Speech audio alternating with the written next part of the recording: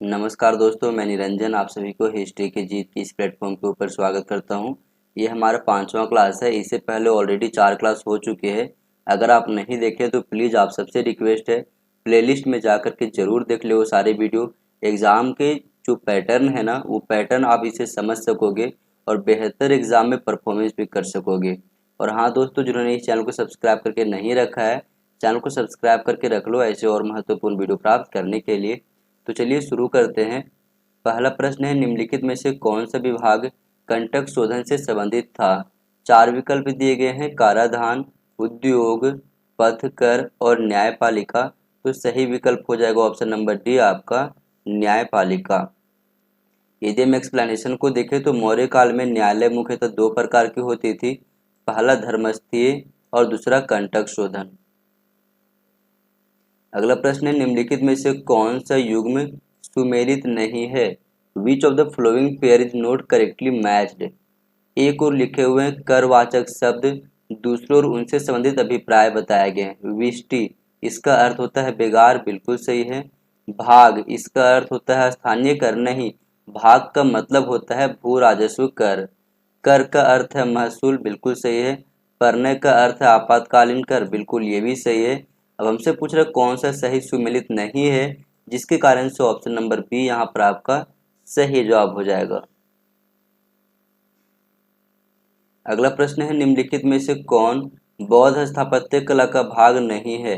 अंड, मेधि, छत्र और अंतराल। तो सही विकल्प हो जाएगा ऑप्शन नंबर डी आपका, अंतराल जो है वो बौद्ध स्थापत्य कला का भाग नहीं है। इसे आप लोग ध्यान में रखना कि एक बौद्ध स्तूप में कौन कौन से शब्द रहते हैं। तो एक तो हर्मिका होता है, दूसरा अंड, तीसरा मेधि, चौथा वेदिका, पांचवा अशोक स्तंभ या फिर कहे तो अशोका कॉलम, तोरण, प्रदक्षिणा पथ। तो ये वर्ड को आप लोग अच्छे तरीके से नोट डाउन करके रख लेना। अगला प्रश्न है, कुषाण काल के बारे में निम्नलिखित में से कौन सा कथन सही है? बड़े पैमाने पर चांदी के सिक्कों का जारी किया जाना, गंधार कला का फलना फूलना, अमर सिंह का संरक्षण या फिर बंगाल तक साम्राज्य का विस्तार। तो सही विकल्प हो जाएगा ऑप्शन नंबर बी आपका, गंधार कला का फलना फूलना। अगला प्रश्न है, निम्नलिखित में से किस कथन के बारे में खारवेल के हाथी गुम्फा अभिलेख से पता चलता है? वह कलिंग का शासक था, बिल्कुल सही है। वह स्वयं को महामेघवाहन कहता था, बिल्कुल सही है। उसने जैन आचार्यों के सम्मेलन का आयोजन किया, नहीं, ये स्टेटमेंट गलत है। अब मुझे पता है कि सी गलत है। यदि आप विकल्प की ओर देखोगे और वहां से आप सी को हटा दोगे, जैसे ए में भी सी है ये भी कट गया, बी में भी सी है ये भी कट गया, सी में भी सी है ये भी कट गया, तो आप इजिली एलिमिनेट करके आंसर तक पहुंच सकते हो। सही विकल्प हो जाएगा ऑप्शन नंबर डी आपका, यानी ए बी डी आपका सही है यहाँ पर। तो आप सबसे एक रिक्वेस्ट है कि एलिमिनेट करना भी सीख लो, क्योंकि एग्जाम में ये काफ़ी ज़्यादा आपको हेल्प करेंगी। अगला प्रश्न है, पेरिप्लस ऑफ द एरिथ्रियन सी में निम्नलिखित में से कौन सा वक्तव्य दिया गया है? कोलची, कमर तथा पोडुक दक्षिण भारतीय पतन थे, बिल्कुल सही है। हाथी दांत का उत्पादन 2 सारणी में किया जाता था, बिल्कुल सही है। कुलांदिया नामक बड़े पोत गंगा तथा क्रैस की ओर रवाना होते थे, बिल्कुल सही है। मशालिया मुजारिस के दक्षिण में थे, नहीं, दक्षिण में नहीं था, उत्तर में था, इसलिए ये स्टेटमेंट आपका गलत हो जाता है। तो केवल ए बी सी सही है। A B C option number A में दिया गया है, ऑप्शन नंबर ए आपका यहाँ पर सही जवाब है। अगला प्रश्न है, नीचे 2 वक्तव्य दिए गए हैं, एक को कथनीय दूसरे को कारण आर कहा गया है। कथन में कहा गया फायान चंद्रगुप्त द्वितीय के समय भारत आया था, बिल्कुल सही है। उसने चंद्रगुप्त द्वितीय का अपनी राजधानी पाटलिपुत्र से शासन करते हुए वर्णन किया है, नहीं, ये स्टेटमेंट गलत है। एक चीज ध्यान रखना कि फायान जो है गुप्त साम्राज्य की किसी प्रशासनिक गतिविधियों के बारे में अपने पुस्तक में जिक्र नहीं करता है। तो यहाँ पर केवल आपका कथन सही हो जाएगा, यानी ए सही है, आर गलत है। ऑप्शन नंबर सी आपका सही जवाब है। अगला प्रश्न है, निम्नलिखित खगोलविदों को सही कालानुक्रम में रखिए। तो सबसे पहले आएगा लगध, उसके बाद आएगा आर्यभट्ट, उसके बाद आएगा वराहमिहिर और सबसे अंतिम में आएगा ब्रह्मगुप्त, यानी C A D B option number C में है। ऑप्शन नंबर सी आपका सही जवाब है। अगला प्रश्न है, आजीवन संप्रदाय के अनुयायियों को किन अन्य नामों से भी जाना जाता था? तो ये जाना गया है हत्ताप लेखन के नाम से और एक दंडिक के नाम से, यानी ए और बी। ए और बी ऑप्शन नंबर ए में दिया गया, ऑप्शन नंबर ए आपका सही जवाब है। अगला प्रश्न है, मेगस्थनी द्वारा लिखित इंडिका लुप्त हो चुकी है, किंतु उसके अंश किन यूनान एवं रोम के लेखकों की कृतियों में बचे हुए हैं? तो ये बचा हुआ है प्लिनी के, डायोडोरस के और अस्ट्रूबो के वृत्तांत में, यानी बी सी डी हो जाएगा सही आपका। B C D option number C में दिया गया है, ऑप्शन नंबर सी आपका सही जवाब है। अगला प्रश्न है, निम्नलिखित में से कौन अशोक के रोमिंदई स्तंभ लेख के विषय में सही नहीं है? यह लुम्बिनी में स्थित है, जिसकी अशोक ने स्वयं यात्रा की थी, ये बिल्कुल सही है। अशोक के द्वारा बुध कोनकमन को श्रद्धा सुमन अर्पित करने की यात्रा की स्मृति इसमें संयोजित है, नहीं, ये स्टेटमेंट गलत है आपका।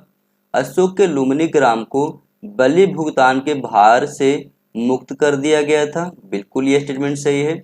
उसने वहां के भू राजस्व को घटाकर उपज का 1/8 भाग कर दिया था, बिल्कुल ये भी सही है।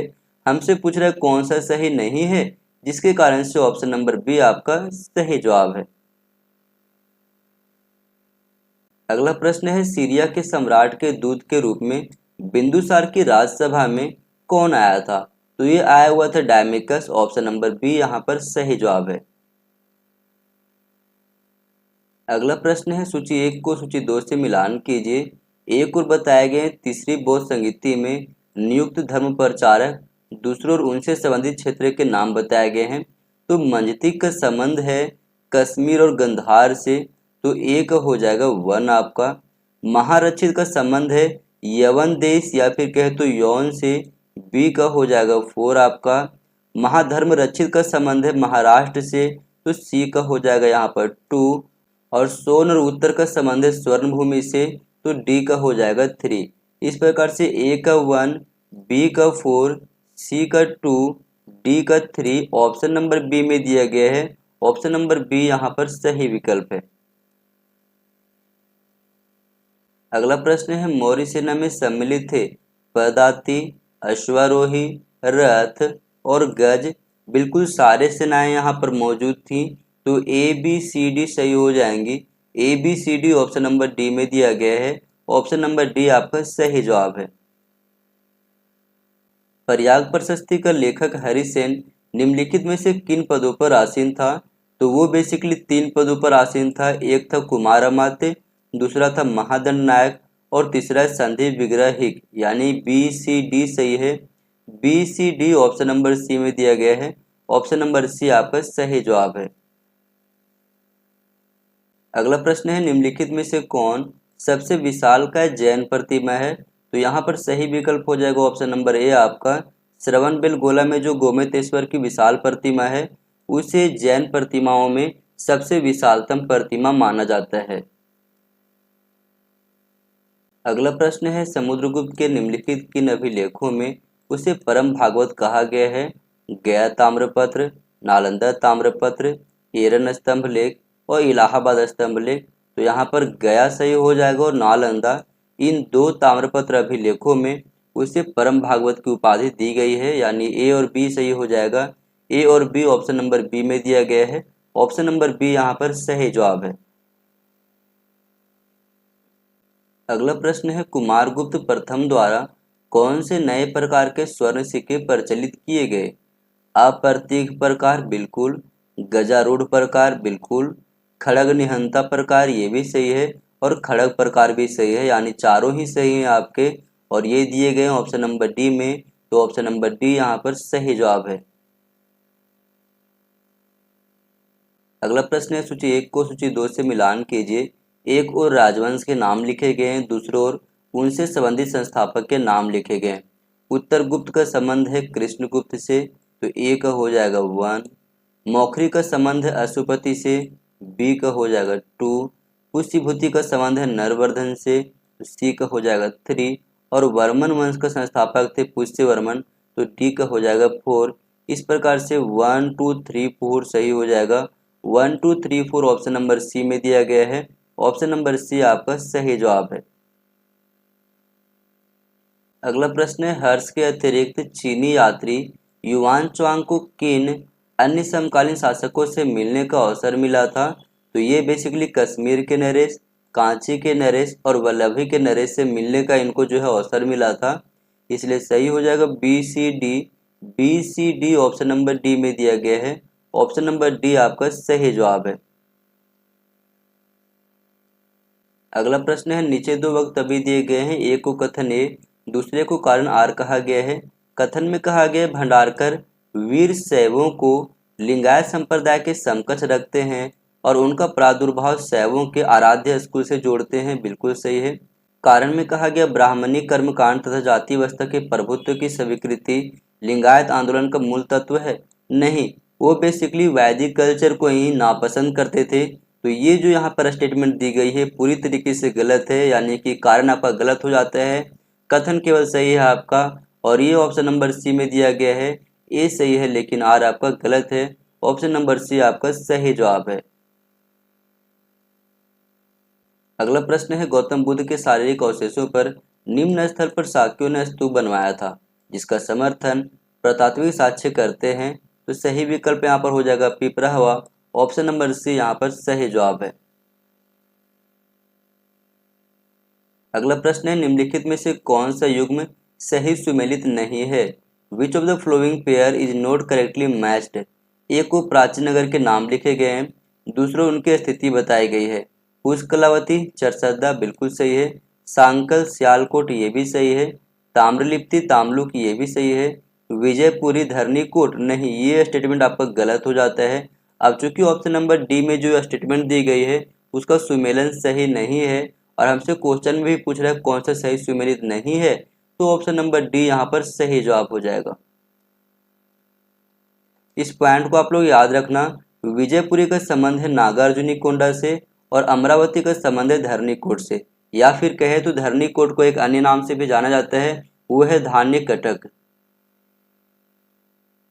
अगला प्रश्न है, निम्नलिखित अभिलेखों में से कौन सा अभिलेख अशोक की धर्म विजय की जानकारी देती है? तो ये देता है 13वां शिलालेख। ऑप्शन नंबर डी यहाँ पर सही जवाब है। शक एवं विक्रम संवत के आरंभ के बीच कितने वर्षों का अंतर है? तो ये बेसिकली 135 वर्ष की है। शक संवत की शुरुआत होती है 78 एडी में, जबकि विक्रम संवत की शुरुआत होती है 57 बीसी में। यदि आप दोनों के एज को जोड़ोगे, इनके बीच का जो डिफरेंस है उसको, तो आपको 135 ईयर्स का डिफरेंस पता चलेगा, इसलिए सही विकल्प यहाँ पर हो जाता है आपका ऑप्शन नंबर सी। अगला प्रश्न है, निम्नलिखित में से कौन यौधेयों के टकसाल केंद्र थे? तो ये था रोहतक और सुनेत। ऑप्शन नंबर सी यहाँ पर सही जवाब है। अगला प्रश्न है, निम्नलिखित स्मारकों में हीनयान कालक्रम का सबसे विस्तृत एवं विकसित चैत्य गृह कौन सा है? बेडसा, भाजा, कारले और कोंडाने। तो सही विकल्प हो जाएगा ऑप्शन नंबर सी आपका कारले। निम्नलिखित में से किस स्थान पर कुषाण देवकुल प्राप्त होता है जहां राजकीय पुरुषों की प्रतिमाएं रखी जाती थी? तो ये बेसिकली मार्ट स्थल है। ऑप्शन नंबर बी आपका सही जवाब है। हल किसकी प्रतिमा का विशिष्ट लक्षण है? तो ये है बलराम का। ऑप्शन नंबर ए यहाँ पर सही जवाब है। अगला प्रश्न है, महाराष्ट्र में नहपान के काल में स्वर्ण एवं करसापन के बीच क्या विनिमय दर थी? तो ये था बेसिकली 1:35। ऑप्शन नंबर डी यहाँ पर सही जवाब हो जाएगा। अगला प्रश्न है, नीचे दो वक्तव्य दिए गए हैं, एक को कथन ए और दूसरे को कारण आर कहा गया है। कथन में कहा गया समुद्रगुप्त एवं कुमारगुप्त दोनों ने अश्वमेध प्रकार के सिक्के चलाए थे, बिल्कुल सही है। कारण में कहा गया दोनों ने ही अपने अभिलेखों में अश्वमेध यज्ञ के संपादन का उल्लेख नहीं किया था, बिल्कुल दोनों ही सही है। लेकिन कारण जो कहीं से भी कथन का व्याख्या नहीं कर रहा है, जिसके कारण से ऑप्शन नंबर बी यहाँ पर सही जवाब हो जाएगा। निम्नलिखित में से दक्षिण में शैव आचार्य कौन थे? तो ये थे सुंदर मूर्ति। ऑप्शन नंबर डी यहाँ पर सही जवाब है। अगला प्रश्न है, निम्नलिखित में से कौन सा युग्म सही सुमेलित नहीं है? अपराजित परीक्षा स्थापत्य से संबंधित है, बिल्कुल सही है। अष्टांग हृदय चिकित्सा से संबंधित है, बिल्कुल सही है। लीलावती नाटक नहीं, लीलावती का संबंध गणित से है। ये भास्कराचार्य के द्वारा लिखी गई पुस्तक है, इसलिए ये स्टेटमेंट यहाँ पर आपका गलत हो जाता है। अब हमसे पूछ रहे कौन सा सही सुमेलित नहीं है, तो यहाँ पर ऑप्शन नंबर सी आपका सही जवाब हो जाएगा। अगला प्रश्न है, दर्शक जो पुराणों की वंशावली के अनुसार अजातशत्रु के बाद मगध के सिंहासन पर बैठा था, इसकी एक ऐतिहासिकता प्रमाणित होती है। कहाँ से होती है? तो ये होती है सोपनवास दत्ता से। ऑप्शन नंबर डी यहाँ पर सही जवाब हो जाएगा। अगला प्रश्न है, वह लगभग 20,000 नागरिक निम्न किस भारतीय गण के थे जिन्होंने शौर्यपूर्वक सिकंदर का प्रतिरोध करने के बाद अपनी पत्नी और बच्चों के साथ आत्मदाह कर लिया? जैसे प्रवर्तिकालीन राजपूत जौहर प्रथा का पूर्वानुमान कर रहे हो, तो ये सही विकल्प हो जाएगा अगल सोई। ऑप्शन नंबर ए यहाँ पर सही जवाब है आपका। अगला प्रश्न है, सूची 1 को सूची 2 से मिलान कीजिए। दक्षिण भारत के समुद्रगुप्त के समकालीन नरेश के नाम लिखे गए एक सूची में, दूसरी सूची में उनसे संबंधित राज्य के नाम लिखे गए। धनंजय, इसका संबंध है कुशथलपुर से, ए का हो जाएगा 3 आपका। नीलराज का संबंध है अवमुक्त से, बी का हो जाएगा 1। मुझे इतना पता है कि ए का 3 और बी का 1 है, ये केवल ऑप्शन नंबर बी में दिखाई दे रहा है। ऑप्शन नंबर बी यहाँ पर आपका सही जवाब है। अगला प्रश्न है, किस क्लासिकल यानी कि ग्रीको रोमन लेखक ने कहा था, प्रायः वे लोग जिन्होंने भारत के बारे में लिखा है वह झूठे लोगों का जमात है। डिमेकस का उस सूची में पहला स्थान है, मेगास्थनीज दूसरे नंबर पर आता है, जबकि ओनोसिक्रिप्टस तथा नियार्कस उसी प्रकार के अन्य लोग हकलाते हुए कुछ सही शब्द बोल देते हैं। तो ये स्टेटमेंट है स्ट्रूबो का। ऑप्शन नंबर डी यहाँ पर सही जवाब है। अगला प्रश्न है, अशोक के 14 शिलालेखों की श्रृंखला के अन्यत्र प्राप्त संस्करणों में से 3 शिलालेखों को स्थान न देकर उनके स्थान पर धौली और जौगढ़ से प्राप्त कलिंग के पृथक शिलालेख को उत्कीर्ण किया गया था। तो ये है 11वां शिलालेख, 12वां शिलालेख और 13वां शिलालेख। अब अगर विकल्प की ओर देखा है तो ये विकल्प नंबर बी में दिखाई दे रहा है। विकल्प नंबर बी आपका सही जवाब है। निम्न में से किस नरेश ने वर्ण संकरता की प्रथा को समाप्त करने का दावा किया है? तो ये किया है गौतमीपुत्र सातकर्णी। ऑप्शन नंबर ए यहाँ पर सही जवाब है। अगला प्रश्न है, कुषाण नरेश कनिष्क के लिए महर्जस रजती सचदेव पुत्रस कैसरस का उपयोग निम्न में से किस अभिलेख में हुआ है? तो ये हुआ है कनिष्क द्वितीय का आरा पाषाण लेख वर्ष 41 में। ऑप्शन नंबर ए यहाँ पर सही जवाब है। अगला प्रश्न है, गुप्त वंश का पहला शासक कौन था जिसने अपने को महाराजा धीराज कहा है? तो ये कहा गया चंद्रगुप्त प्रथम के द्वारा। ऑप्शन नंबर ए यहाँ पर सही जवाब है। सम्राट की आज्ञा ना मिलने पर भी कौन चीनी यात्री भारत की यात्रा के लिए आया जिसका चीन वापस जाने पर न केवल गुप्त रूप से देश से निकलने की बात क्षमा कर दी गई वरन उसका सम्मान पूर्वक स्वागत किया गया था? तो ये बेसिकली हेन सांग है। ऑप्शन नंबर बी यहाँ पर सही जवाब है।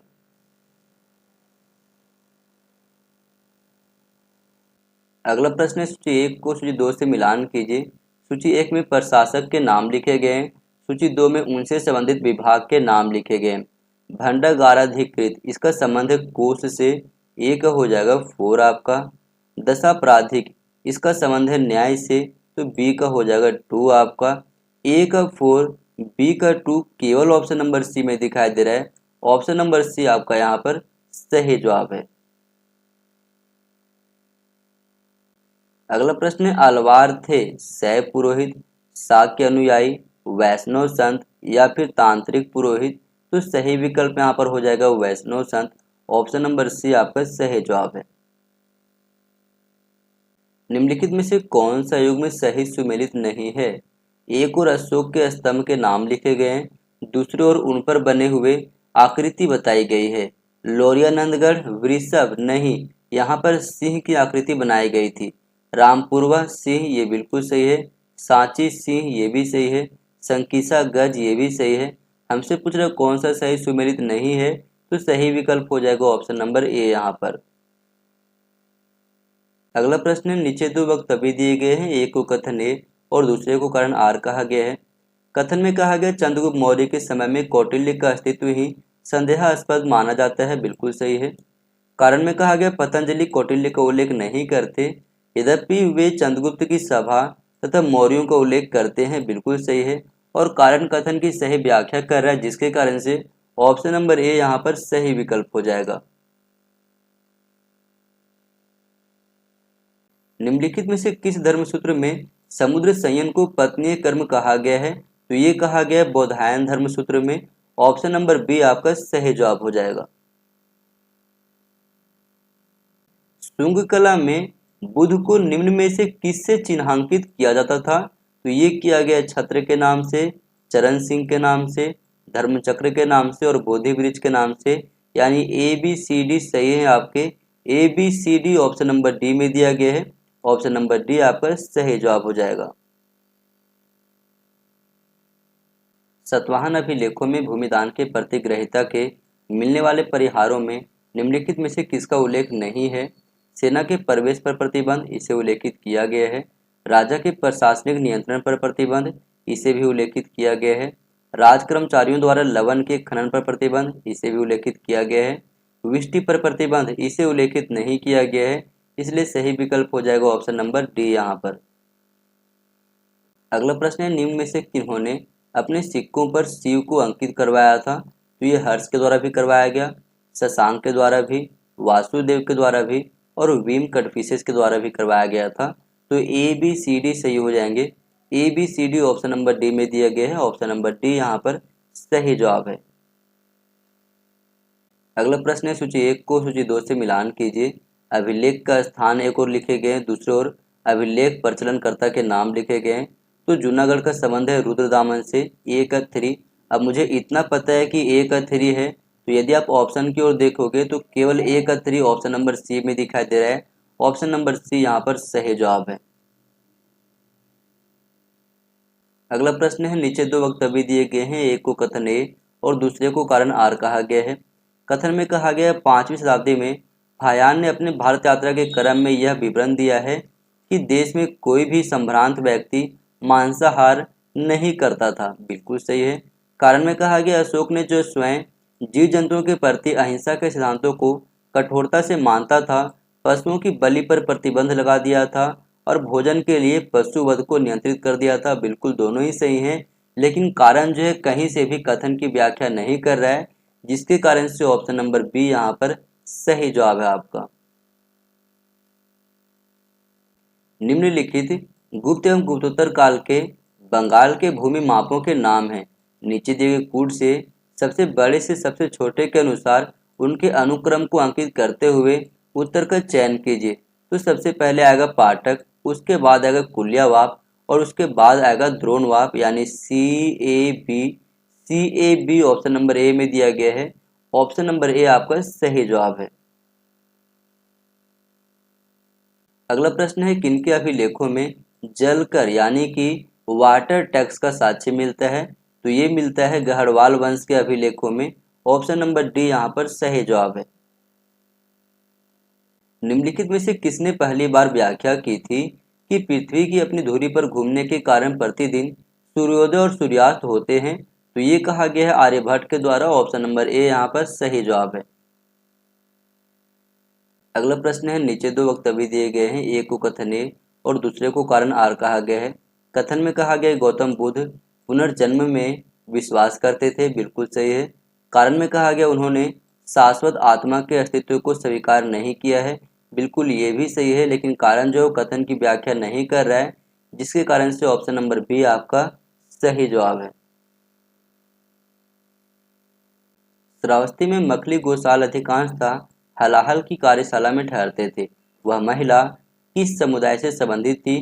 तो वो बेसिकली कुम्हार समुदाय से थी। ऑप्शन नंबर ए यहाँ पर सही जवाब है। अगला प्रश्न है, बौद्ध संघ में कठिन समारोह संबंधित था? तो ये संबंधित था वस्त्र वितरण से। ऑप्शन नंबर ए यहाँ पर सही जवाब है। भारत में सिकंदर के आक्रमण के समय निम्नलिखित किस प्रदेश में महाजनों की एक समिति के साथ दो राजा शासन करते थे? तो ये किया जाता था पत्तल में। ऑप्शन नंबर बी यहाँ पर सही जवाब है। अशोक का समकालीन विदेशी राजा तुर्मे कहाँ का शासक था? तो ये था मिस्र का शासक। ऑप्शन नंबर बी यहाँ पर सही जवाब है। एक कुषाण देवकुल जहाँ राजघराने के व्यक्तियों की मूर्तियां रखी जाती थी कहाँ मिला है? तो ये मिला है मार्ट में। ऑप्शन नंबर सी यहाँ पर सही जवाब है। अगला प्रश्न है, पेरिप्लस ऑफ द एरिथ्रियन सी में उल्लेखित दक्षिण पथ के अंतर्देशीय बाजारों के प्रतिनिधि निम्नलिखित में से कौन है? अमरावती एवं नागार्जुनकोंडा, कल्याणी एवं कन्हेरी, नासिक एवं जुन्नार, प्रतिष्ठान और तगर। तो सही विकल्प हो जाएगा ऑप्शन नंबर डी आपका, प्रतिष्ठान और तगर। प्राचीन अजंता चित्रकला कहाँ उपलब्ध है? तो ये उपलब्ध है गुफा संख्या 9 में। ऑप्शन नंबर बी यहाँ पर सही जवाब है। यदि हम इसकी एक्सप्लेनेशन को देखें तो अजंता गुफाएं महाराष्ट्र में स्थित हैं। यहाँ पे कुल 29 गुफाएं हैं जो कि पत्थरों को काट करके बनाया गया है। एक चीज यहाँ पर ध्यान रखना कि अजंता की गुफा संख्या 9 और 10 ये सबसे पुरानी मानी जाती हैं, ईसा पूर्व प्रथम शताब्दी की हैं, जबकि गुफा संख्या 1 और 2 पुलकेशन द्वितीय के समय में बनाई गई थी। निम्नलिखित में से कौन सा युग्म सही सुमेलित नहीं है? पूर्व गुप्तकालीन दक्षिणापथ के शासक के नाम लिखे गए एक और, दूसरी ओर उनसे संबंधित राज्य के नाम लिखे गए। दमन एरंडपल बिल्कुल सही है। हस्तिवर्मन वेंगी बिल्कुल सही है। मंटराज पालक नहीं, ये गलत है आपका। मंटराज कौशल का शासक था। नीलराज अवमुक्त बिल्कुल सही है यहाँ पर। अब हमसे पूछ रहे कौन सा सही सुमेलित नहीं है? तो यहाँ पर सही विकल्प हो जाएगा ऑप्शन नंबर सी आपका। कुमारगुप्त के समय के एक लेख में मालव संवत के वर्ष 493 का उल्लेख है। निम्नलिखित में से इसका समकक्ष वर्ष कौन सा है? तो सही विकल्प हो जाएगा 436 ईस्वी, यानी ऑप्शन नंबर बी यहाँ पर सही जवाब है। निम्नलिखित किस रचना में प्राचीन भारतीय न्यायालय की एक झांकी मिलती है? तो ये मिलता है मृच्छकटिकम में। ऑप्शन नंबर बी यहाँ पर सही जवाब है। निम्नलिखित में से कौन सा युग्म सही सुमेलित नहीं है? Which of the following pair is not correctly matched? Budhagupta को परम दैवत की उपाधि मिली थी, बिल्कुल सही है। कुमारगुप्त को परम भागवत, ये भी सही है। परवरसेन द्वितीय परम माहेश्वर, बिल्कुल सही है। हर्ष परम सौगात नहीं, हर्ष को महाराजा धीराज की उपाधि मिला हुआ था, इसलिए यहाँ पर सही विकल्प हो जाएगा ऑप्शन नंबर डी। निम्नलिखित में से कौन सा युग्म सही सुमेलित नहीं है? लक्ष्मण मंदिर सिरपुर में है जो कि महाशिव गुप्त बालार्जुन द्वारा बनाया गया था, नहीं ये गलत है आपका। ये बनाया गया था महारानी वाष्टा के द्वारा। मेगुती मंदिर जो कि एहोल में है, इसे रवि कृति के द्वारा बनाया गया था, बिल्कुल सही है। मल्लिकार्जुन मंदिर जो कि पदकल में है, त्रैलोक्य महादेवी के द्वारा बनाया गया था, बिल्कुल सही है। वैकुंठ पेरुमल मंदिर जो कि कांची में है, इसे नंदी वर्मन द्वितीय के द्वारा बनाया गया था, बिल्कुल सही है। अब हमसे पूछ रहा है कौन सा सही सुमेलित नहीं है? तो सही विकल्प यहाँ पर हो जाएगा ऑप्शन नंबर ए आपका।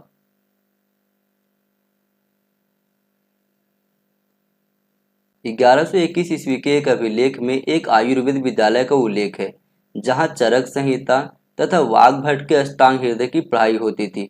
वह विद्यालय कहाँ था?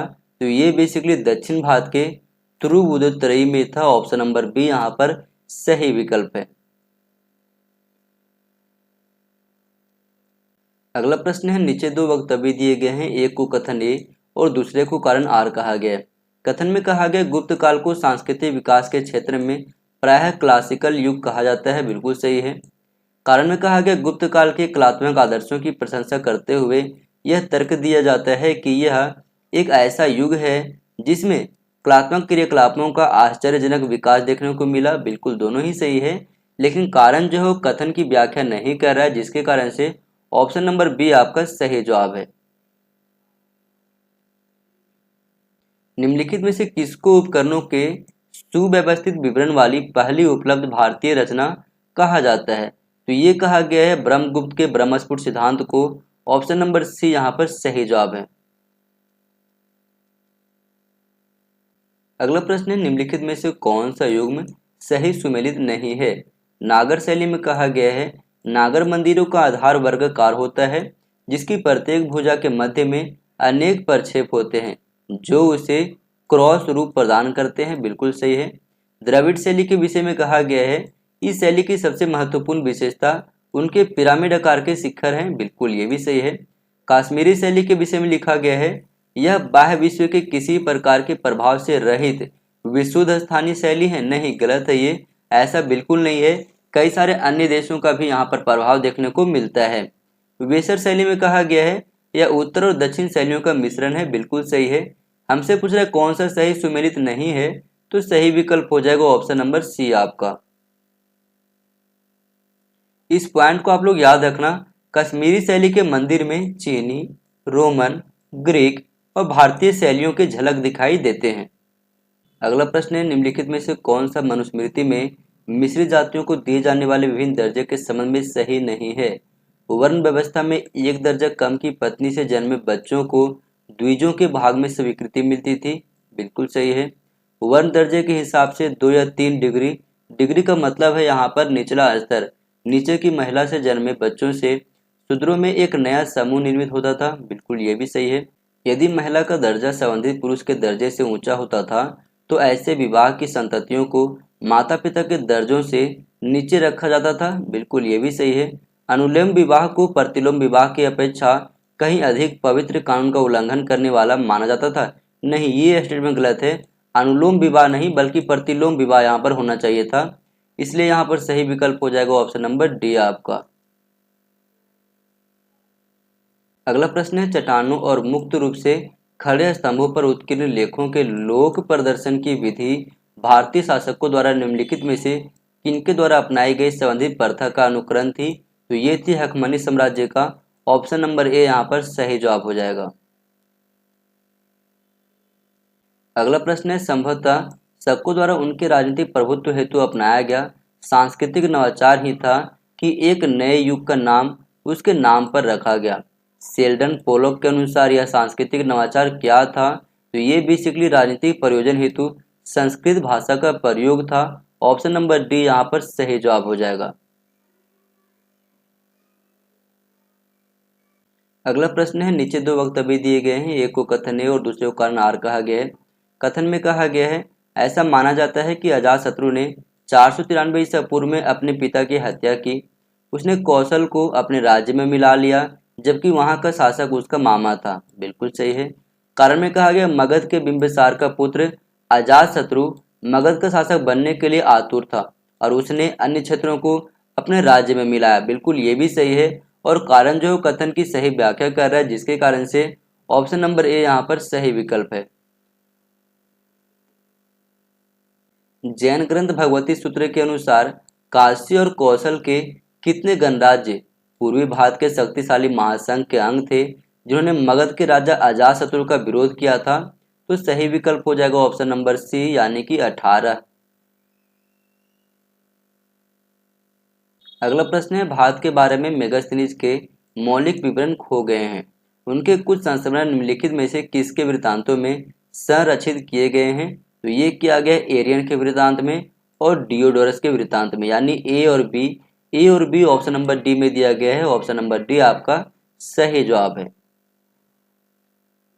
अगला प्रश्न है नीचे 2 वक्तव्य दिए गए हैं, एक को कथन ए और दूसरे को कारण आर कहा गया है। कथन में कहा गया अजंता के प्राचीनतम चित्रों का काल द्वितीय और प्रथम शताब्दी ईसा पूर्व माना गया है। बिल्कुल ये सही है। कारण में कहा गया कालक्रम अनुसार गुहा संख्या 1 और 2 के चित्र सबसे बाद के एवं गुप्तोत्तर काल के हैं। ये भी सही है। लेकिन कारण जो कथन की व्याख्या नहीं कर रहा है जिसके कारण से ऑप्शन नंबर बी यहाँ पर सही विकल्प है। मेगास्थनीज के अनुसार एस्टिनोमोई मौर्य प्रशासन में निम्नलिखित में से क्या था? तो ये बेसिकली जिला प्रशासन का प्रभारी अधिकारी हुआ करता था ऑप्शन नंबर सी यहाँ पर सही जवाब है। अगला प्रश्न है, अभिलेखित साक्ष्यों के अनुसार प्राचीन भारत के निम्नलिखित में से कौन से नरेश कुशल संगीतज्ञ थे? तो ये थे रुद्रदामन और समुद्रगुप्त, यानी सी और डी सही है। सी और डी ऑप्शन नंबर डी में दिया गया है, ऑप्शन नंबर डी आपका सही जवाब है। अगला प्रश्न है, स्तूप के बारे में निम्नलिखित में से कौन सा कथन सही है? बुद्ध ने अपने अस्थि अवशेषों पर स्तूपों के निर्माण का आदेश दिया था, बिल्कुल सही है। स्तूपों के निर्माण की प्रथा प्राग बौद्ध काल से थी, ये भी सही है।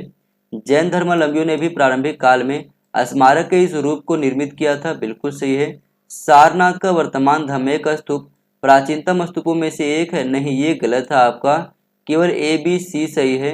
A B C option number B में दिया गया है, ऑप्शन नंबर बी आपका सही जवाब है। अगला प्रश्न है, अशोक के प्रस्तर स्तंभों पर यूनानी शासकों का जिस क्रम में उल्लेख हुआ है उसी क्रम में व्यवस्थित कीजिए। तो सबसे पहले एंटियोकस का नाम आता है, उसके बाद टॉलमी आएगा, उसके बाद आएगा एंटीगोनस और सबसे अंतिम में आएगा सिकंदर, यानी बी डी सी ए।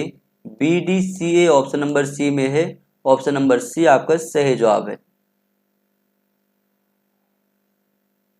मौर्य प्रशासन में रिपोर्टरों को कहा जाता था, तो रिपोर्टर जो हुआ करते थे उसे प्रतिवेदक कहा गया है, ऑप्शन नंबर बी यहाँ पर सही जवाब है। अगला प्रश्न है, सूची 1 को सूची 2 से मिलान कीजिए। सूची 1 में जैन तीर्थंकरों के नाम लिखे गए हैं, सूची 2 में उनसे संबंधित प्रतीक चिन्ह लिखे गए हैं। आदिनाथ का संबंध है सांड से, ए का हो जाएगा 1 आपका। मलिनाथ का संबंध है घड़ा से, बी का हो जाएगा 2 आपका।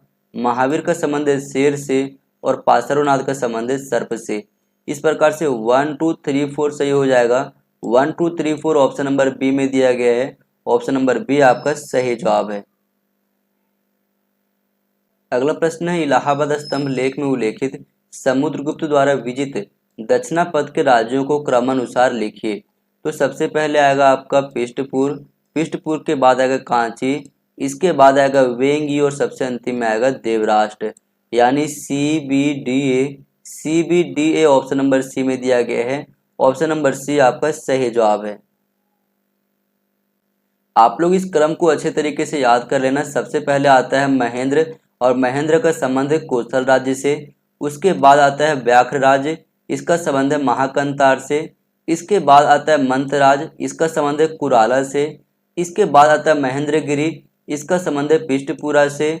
उसके बाद आता है स्वामी दत्त, इसका संबंध है कोटूरा से। दमन का संबंध है एरनपल से। विष्णुगोप का संबंध है कांची से। नीलराज का संबंध है अवमुक्ता से। हस्तिवर्मन का संबंध है वेंगी से। उग्रसेन का संबंध है पालक्का से। कुबेर का संबंध है देवराष्ट्र से। और सबसे अंतिम में आता है धनंजय, और इसका संबंध है कुस्तलपुरा या फिर कहे तो कुस्तलपुर से। इस क्रम को आप लोग अच्छी तरीके से नोट डाउन करके याद कर लेना। अगला प्रश्न है, निम्नलिखित में से किन पुराणों में बुद्ध को विष्णु के अवतारों की सूची में सम्मिलित किया गया है? तो ये किया गया अग्नि पुराण, भागवत पुराण और मत्स्य पुराण में, यानी ए बी सी सही है। A B C option number C में दिया गया है, ऑप्शन नंबर सी आपका सही जवाब है। अगला प्रश्न है, दक्षिण भारत के निम्नलिखित में से किन स्थलों में 14 घोषणाओं वाले अशोककालीन शिलालेख पाए गए हैं? तो ये पाया गया आंध्र प्रदेश का एरागुड़ी में और कर्नाटक का सनथी में, यानी ए और डी सही है। ए और डी ऑप्शन नंबर डी में दिया गया है, ऑप्शन नंबर डी आपका सही जवाब है। तो दोस्तों अब तक दिसंबर 2019 तक जितने प्रश्न पूछे गए थे यूजीसी नेट के पेपर में उसे हम लोग कंप्लीट कर चुके हैं। अब हम लोग अगले क्लास में कंटिन्यू करेंगे, पर आप सबसे एक रिक्वेस्ट है, ये वीडियो कैसी लगी जरूर बताना। और हाँ दोस्तों, जिन्होंने इस चैनल को सब्सक्राइब करके नहीं रखा है, चैनल को सब्सक्राइब करके रख लो ऐसे और महत्वपूर्ण वीडियो प्राप्त करने के लिए। थैंक यू दोस्तों, अगले क्लास में फिर मिलते हैं।